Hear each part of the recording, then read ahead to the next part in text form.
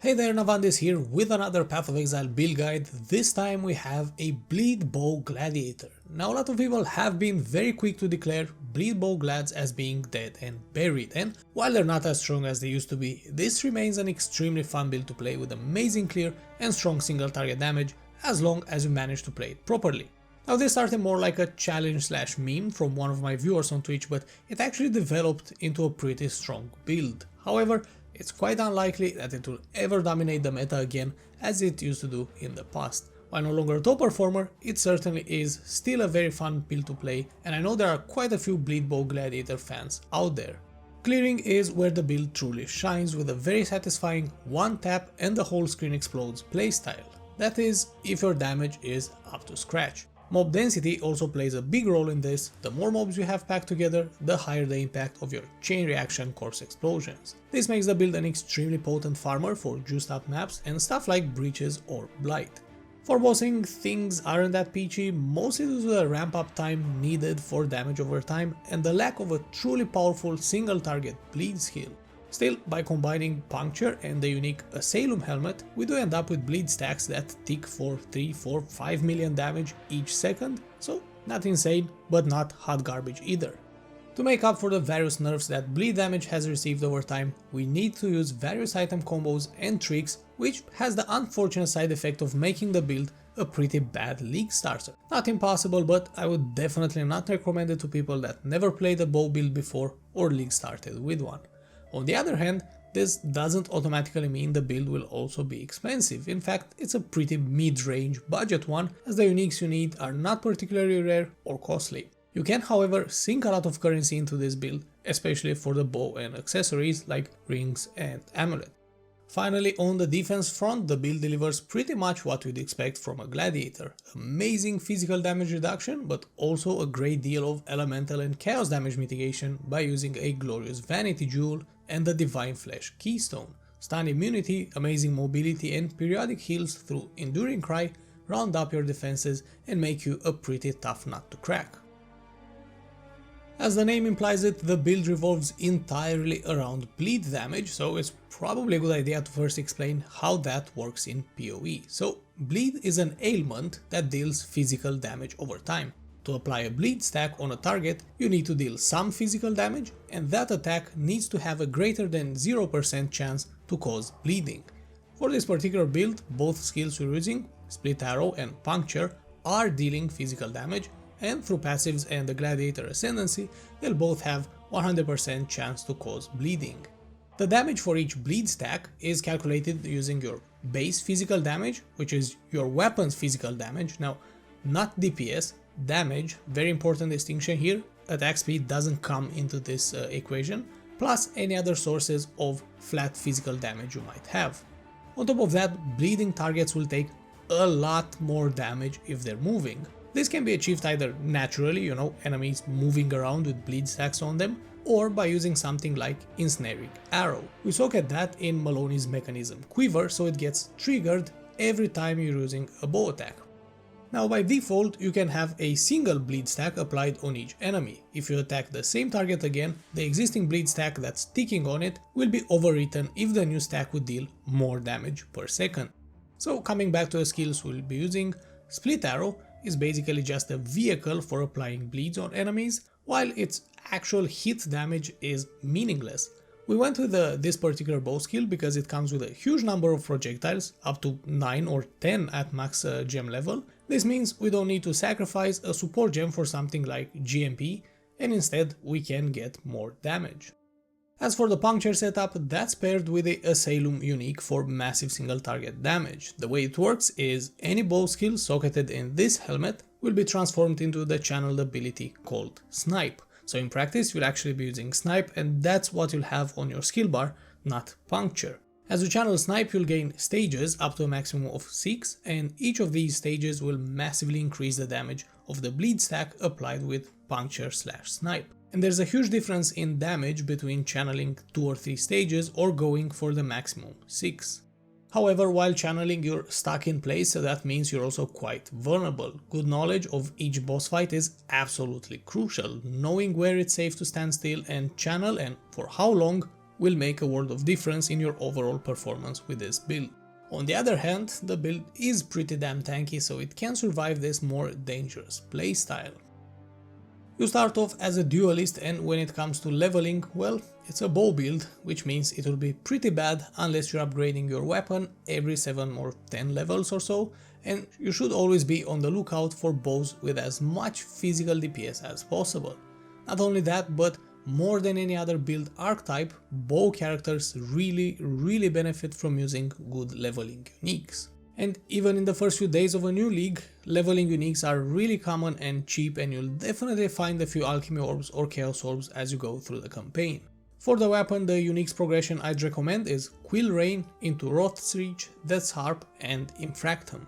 Add a cheap Karui Ward amulet, a drill neck quiver and a pair of Hemophilia gloves for extra DPS. Then a Worm's Mold belt for mana leech, plus a ring like Thief's Torment or Praxis, which will take care of all your mana issues. Lacking those, you can always use an Enduring Mana Flask and activate fewer auras so you don't reserve your entire mana pool. And of course, you have the usual Gold Rim for resistances and a Tabula Rasa. However, I wouldn't recommend going straight with a 6-link setup unless you can reliably sustain the mana cost. As for the skills used to level up, I actually went with Split Arrow from the get-go, as the extra projectiles really help with clearing. For bosses, I used Puncture along with Shrapnel Ballista, and you can find these leveling setups in the POB under the Skills tab. Finally, here's the passive tree and the order for picking up the notable passives. As always, in the tree tab of the POB, you'll find the passives broken down act by act and level brackets, including masteries. Now, the build does use cluster jewels, as the regular passive tree doesn't really have that many good options nowadays to scale our damage. On the large one, you want Master the Fundamentals, Battle Hardened and Furious Assault for a whole bunch of increased physical damage bonuses. For the two medium cluster jewels, both need Student of Decay, and the second passive on each can be either Wasting Affliction, Brush with Death, Rend or Blood Artist. Finally, on the small cluster jewel, you're looking for the Born of Chaos notable passive, and ideally some additional chaos resistance bonuses for the small passive. Student of Decay from the medium clusters, along with the small cluster jewels, will help you cap your chaos resistance and increase its max to 86%. You pair this with a Glorious Vanity Timeless Jewel with a flavor text in the name of Zibaqua. You place it in the socket next to Eternal Youth, and this keystone will be transformed into a new passive called Divine Flesh. In turn, Divine Flesh further increases your maximum chaos resistance and will cause 50% of the elemental damage you receive to be instead taken as chaos damage. Basically, you're now mitigating half of the elemental damage you take with your chaos resistance, which is much higher than your elemental resistances. On the topic of keystones, we also take Iron Reflexes to convert all evasion into armor, which then lets us pick Unwavering Stance for stun immunity without any downside or penalty. Resolute Technique makes it so our attacks cannot miss, allowing us to completely ignore accuracy, saving a large number of passive points and gear affixes. Call to Arms is also an amazing 1-point pick, which enables us to use Enduring Cry for extra endurance charges and some healing. One last thing to mention for the passive tree, using a Thread of Hope unique jewel with a very large ring allows us to take Disciple of the Unyielding and Disciple of the Slaughter, as well as Heavy Draw and the small Life and Mana Leech node without wasting extra points to path to them. Get this jewel as soon as you can and aim for one with a lower resistances penalty. Once you socket this jewel, make sure you unspec any travel nodes you used to path to Heavy Draw or the Leech node. Finally, for the Bandits Quest, you'll need to kill them all and get the 2 passive points. Really, none of the bonuses provided by any of the bandits are worth anything for this build.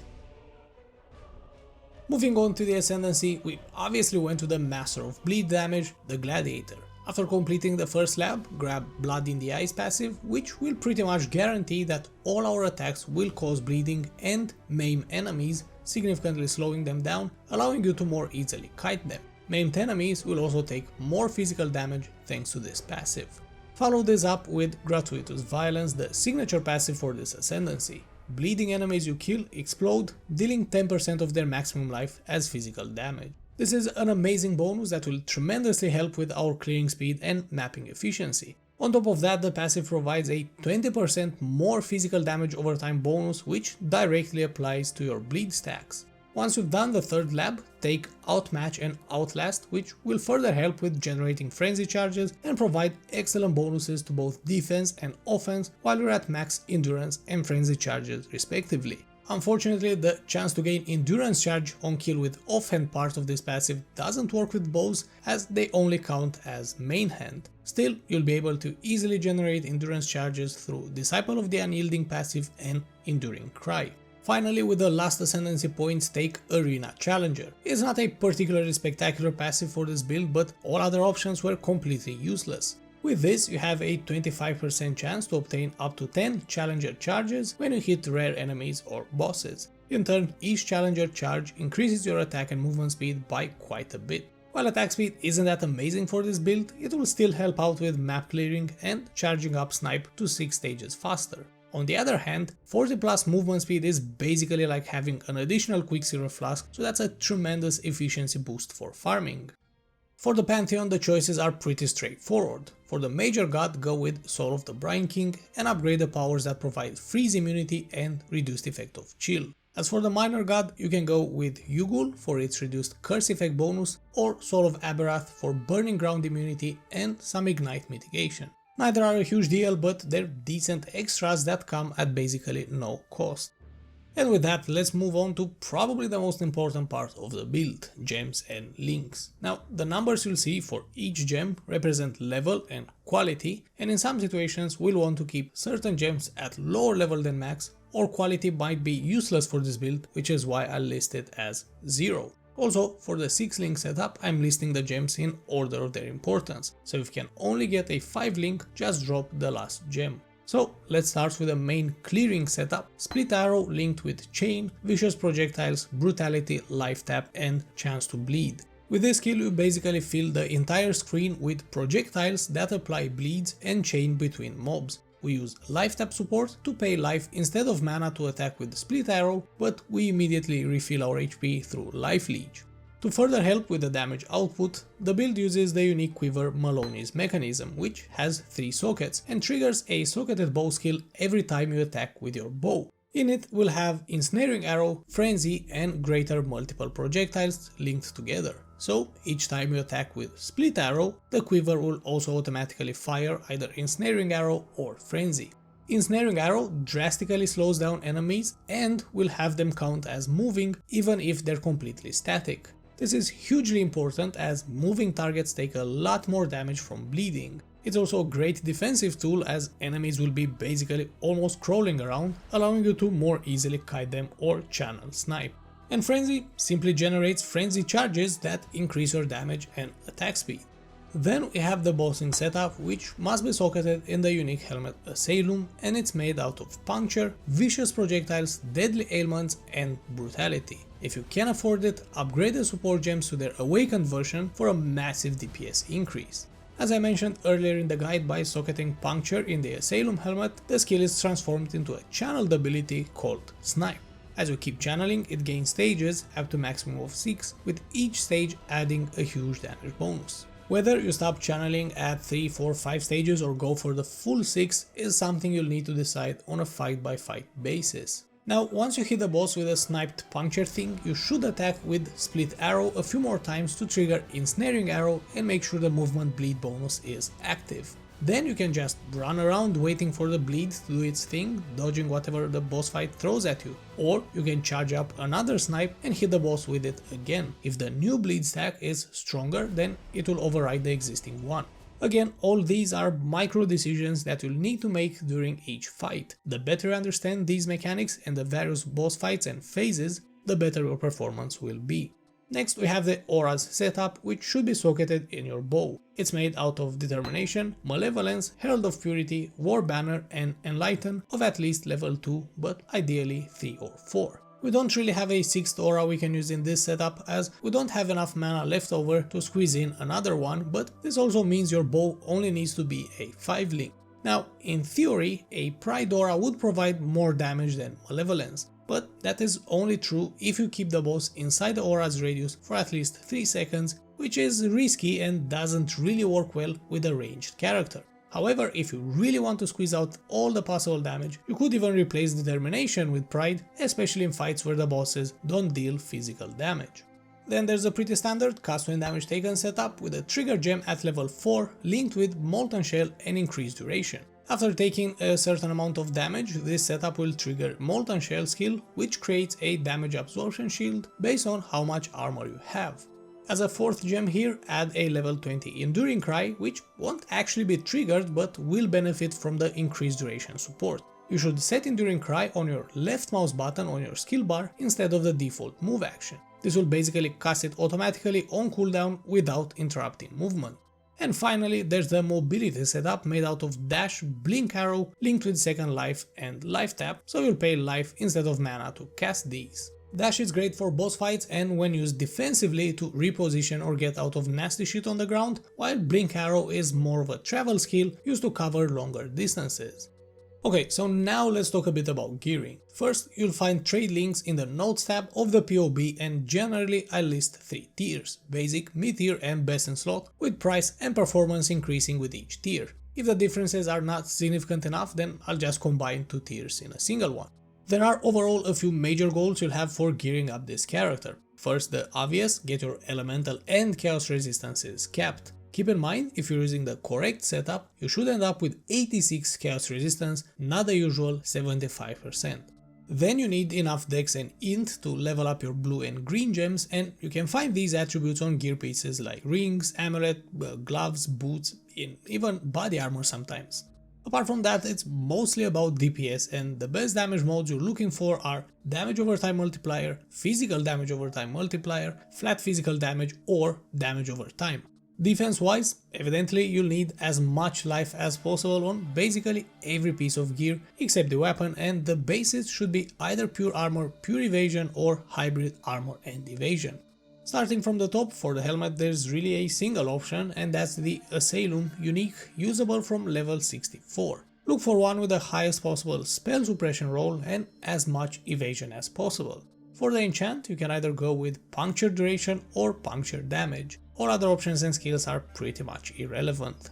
The weapon is obviously a bow, and you're looking for one with a very high physical damage roll. Attack speed is not a key stat for this build, so the weapon's final DPS is less important than it having high damage. For basic tier, you can go with a unique Sliver Tongue, which should be relatively cheap even early in a league, as very few builds actually use it. Later on, you'll want to upgrade to a rare one, ideally a Citadel Bow base, as that has the highest possible base physical damage.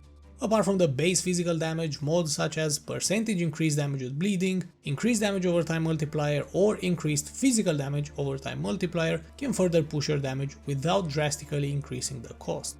On a best in slot, you'd ideally want 400 plus physical DPS with a slow base like 1.2 attacks per second with Elder Influence and the mod damage over time multiplier for bleeding from hits with this weapon. However, such bows are really rare, and you're much better off using a 450 plus physical DPS Citadel bow with no attack speed mods on it. In either case, when you're looking for a weapon upgrade, I strongly recommend importing your character in POB and copy-pasting the various bows you can afford to find the best one. Moving on to the quiver, like the helmet, there's basically a single option here, Maloney's Mechanism, with its 3 sockets. No other quiver would come even close to the extra damage this will provide by automating Ensnaring Arrow. If you really cannot afford it, or if you're playing SSF, then look for a rare one with a lot of flat physical damage, life, and maybe some damage over time mod. You would however need to get a Ballista Totem setup linked with Ensnaring Arrow in boss fights. Next, the body armor. Initially you can go with a rare having 5 links, 80 plus flat maximum life, resistances, both elemental and chaos, and perhaps some chance to suppress spell damage. Dexterity is also a pretty decent mod to get here. For mid-tier and best in slot, upgrade to a 6 link with pretty much similar affixes but much higher numeric values and some percentage increased max life. You can also craft that using your hideout crafting bench. There are very few useful mods for this build on body armors apart from the ones I've mentioned earlier, so you might as well stack as much as you can of these here and take the pressure off of other gear pieces where you can get more DPS affixes. Moving on to gloves, here you want to stack up as much damage as possible, and ideally you should get a Hunter or Elder influence base with physical damage over time multiplier, flat physical damage, along with some life and maybe some dex or resistances. Next up, boots, maximum life, 25 to 30 movement speed, and as much resistance as you can squeeze in, both elemental and chaos. You can actually quite easily get over 100 resistance here, especially on a pair of two-toned boots. If you somehow manage to cap your resistances while using only 2 suffixes for that on your boots, then the third suffix should ideally be chance to suppress spell damage. That can actually roll up to 22%, or at the very least you can craft 8% with your hideout crafting bench. Otherwise, some decks would be pretty useful here, as you can get more than 50 on a pair of boots. Moving on to your belt, quite similar to boots, this is a slot where you should stack as much life and resistances as possible, including chaos resistance. On basic tier you can go with a rustic sash for the increased physical damage implicit, while for mid tier you should swap the base for a Stygian Vice and get that extra Abyssal Jewel socket implicit. And for best in slot, the unique Rizlata's Coil is pretty much unbeatable for bleed builds. What this belt does is widen your damage range. So for example, if you're normally rolling between 50 to 100 damage, with this belt you'll now roll between 25 and 125 damage. Since stronger bleed stacks replace weaker ones, increasing your top end damage range directly translates into more bleed damage. A perfectly rolled belt would have 30% less minimum physical damage and 40% more max physical damage. While such a belt would be very expensive, you can use Divine Orbs to get as close to this as possible. Finally, make sure you apply Abrasive Catalyst on this belt to further increase its damage bonuses. Up next we have the amulet, a pretty versatile slot that should be used to solve a couple of problems. First, it's probably the best gear piece for stacking large amounts of int and dex. Then you also need to craft the prefix channeling skills have minus mana cost to get snipes cost as close to 0 as possible. This is a really popular mod, so you should also be able to find amulets that already have it on them. For best in slot, you'll also want some flat physical damage and either physical damage over time multiplier or the regular damage over time multiplier. Now amulets can be anointed by talking with the NPC Cassia and using oils dropped from blighting counters. This way you can have any notable passive from the tree added to your amulet. For this build, the optimal choice is Discipline and Training to buff up your HP and get closer to 5.5k life. If you wanna go with the DPS route, then Veteran Soldier is the best option. For rings, the priority is by far getting the channeling skills have minus mana cost mode, just like the one on your amulet, so you can channel snipe without relying on mana flasks or having to hold off on activating all auras. Apart from that, on one of the rings, you really want curse enemies with vulnerability on hit, which will drastically increase your DPS. For the rest of the affixes, you know the drill: life, resistances, flat physical damage. Rings are also a great place for getting any leftover int or dex you might need, and it shouldn't be too hard or expensive to do that. Next, jewels. I covered the cluster jewels in the passive tree section, so go watch that if you skipped it. The same for the Glorious Vanity Timeless Jewel, which needs to have the flavor text in the name of Zibaqua. Both of these have been covered in the passive tree section. Ideally, you should also get a Watcher's Eye with 1 or 2 mods related to your auras, Determination and Malevolence or Pride, depending on which pair you went with. I can't list them all here, but you'll find the trade links in the notes tab of the POB. On rare jewels, you want life, flat physical damage, damage over time multiplier, physical damage over time multiplier, bleed damage or bleed duration. Do keep in mind that jewels can also be a very good source of resistances and attributes, perfect as a 4th mod. And last but not least, the flasks. You'll obviously need a life flask, ideally a seething or terrified divine life flask of staunching. Basically, you want some instant healing and bleed removal / immunity. For the rest of the flasks, you'll have 3 suffixes you're looking for: shock removal, ignite removal, and extra armor. It doesn't really matter if you get, let's say, shock removal on the granite flask or the sulfur flask. It's already hard to get higher tier mods as it is, so you're looking for ample or chemist, sulfur, granite and basalt flasks with one of the suffixes I've mentioned earlier. On top of that, you'll want the unique Rotgut, which is basically a 2-in-1 quicksilver and silver flask. It provides the usual movement speed buff, but also consumes frenzy charges to grant onslaught. Since you generate frenzy charges incredibly easy and fast, you're basically getting free onslaught in this build. Learn anything new, Exile?